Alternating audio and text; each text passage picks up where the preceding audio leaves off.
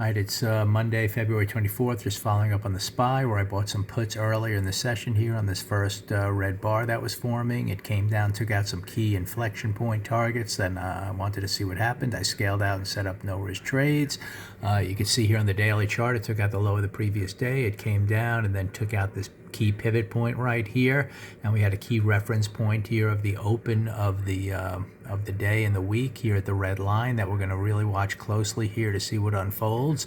On the weekly chart, we have a 2-down week that hit its first little target here, and now we're going to see all week long, is it just going to hold and follow through lower to these targets, or are we going to possibly have a 2-down failure that gets through the open and turns the weekly chart green with a lot of time to go in the week? So we're still going to find out.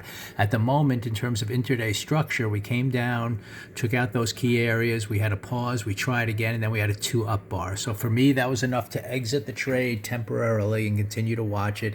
Bought those 610 puts at 928, scaled out 1025, set no-risk trade. I scaled out some more, 1150 as described in the previous video. It got as high as 1351 here, and then when it came back up on the 2-up green bar, I exited the rest at 1150. So overall, nice base hit, gain here to its targets, and now I continue to watch it. The question is, are we going to rally all the way back up and maybe take out the open here, or are we going to kind of hold within this gap, have a kind of a big red bar again that kind of tests those lows? That could be a secondary entry to the downside, but for now I have to watch price action and wait for that as we kind of come 2 hours into the trading session. So we're getting a pretty strong move up here, but it's still, down structure on the day. This is an obvious inflection point. Anytime you reach these inflection points, that's where pauses happen. You don't know if you're going to slice right through quickly, if you're going to pause and then continue lower, or you're going to have a major reversal. So I know contextually, to have a major reversal, I got to get up through the midpoint of this first bar,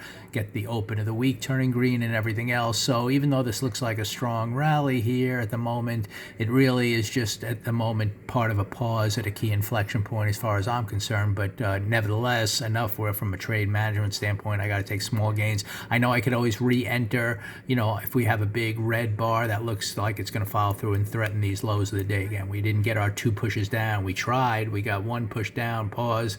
Then we came down and couldn't follow through, and then the 2-up green bar. So that's enough for me, in terms of the way structure's unfolding, to exit a trade and just see what develops here. So I kind of know the context.